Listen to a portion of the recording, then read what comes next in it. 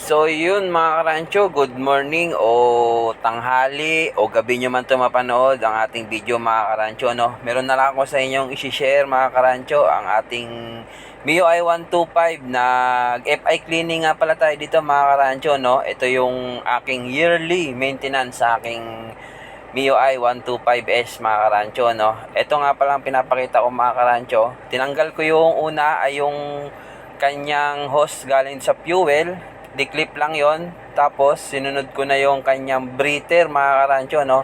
Tinanggal ko na rin kasi makakasagabal yan sa ating FI sa ating pagtatanggal.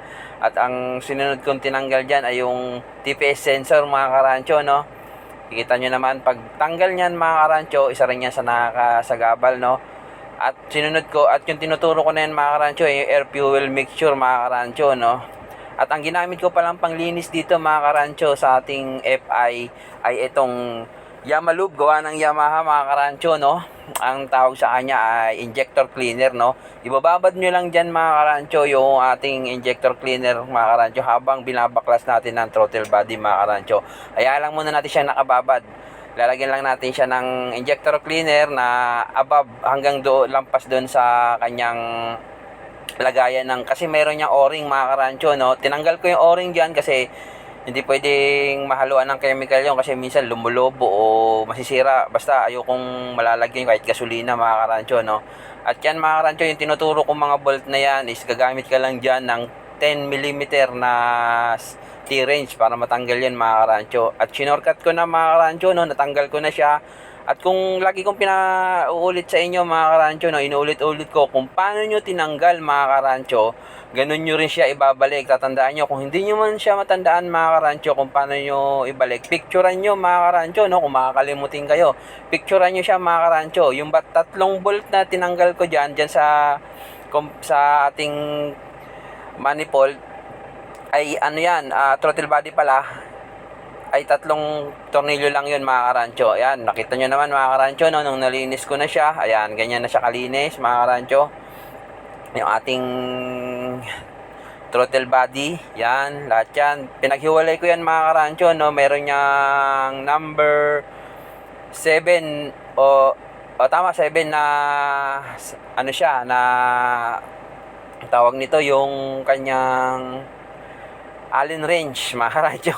Tala na may mental block ako. So yun, sa mga karancho, no, kinakabit ko na ating mga sensor na tinanggal at naibalik ko na rin yung ating throttle body, naibalik ko na rin yan. Yan, tapos mga sensor binalik ko na. Ayan, pati yung ating tinanggal na breather hose binalik ko na rin, ating breather hose. Yan, wag nyo kakalimutan na singaw yan, parang sumisipol yan pag di nyo naibalik. So yan, bali yan dyan, yung hinawakan ko na yon, sensor din yun. Di yun sa ating sa ating injector sensor yun mga karancho. Yun, kinuha ko na ating binabad dyan mga karancho, no. Yan, mabisa rin yan mga karancho. Hindi nyo na kailangan pang itawag ito, meron silang ultrasonic pa ba yan? Hindi na. Ito na yung ginagamit ko mga karancho. Kung pansarili lang naman, no, tsaka DIY lang naman to mga karancho.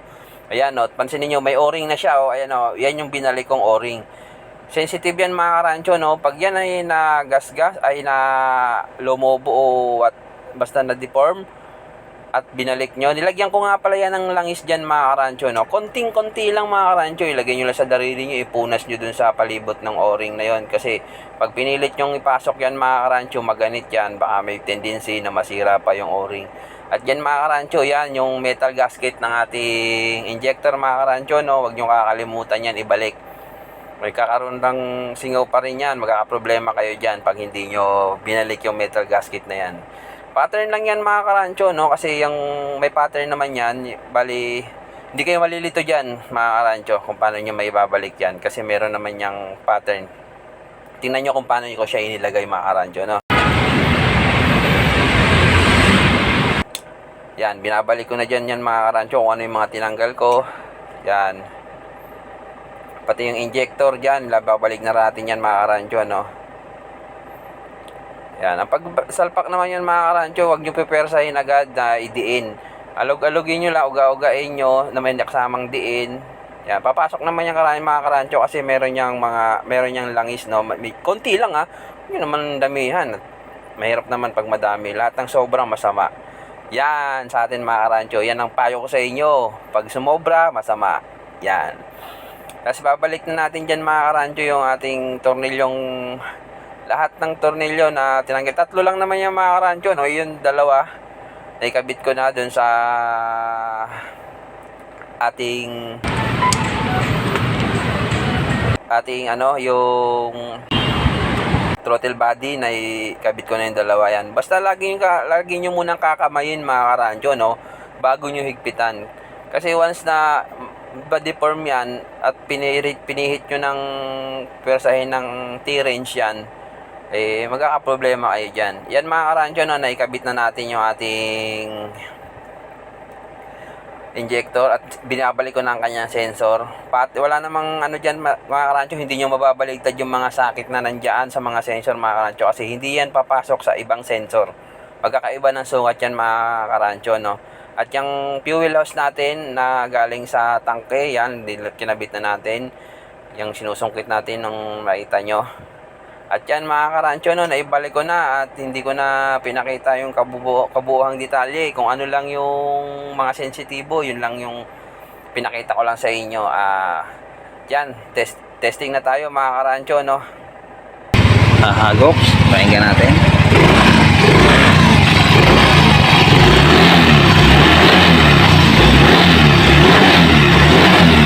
Yun. Yan mga karancho, no.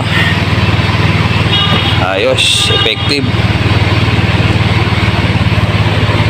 Thank you for watching and sana mag-subscribe kayo at kung may natutunan kayo, sana mag-subscribe kayo mga karancho.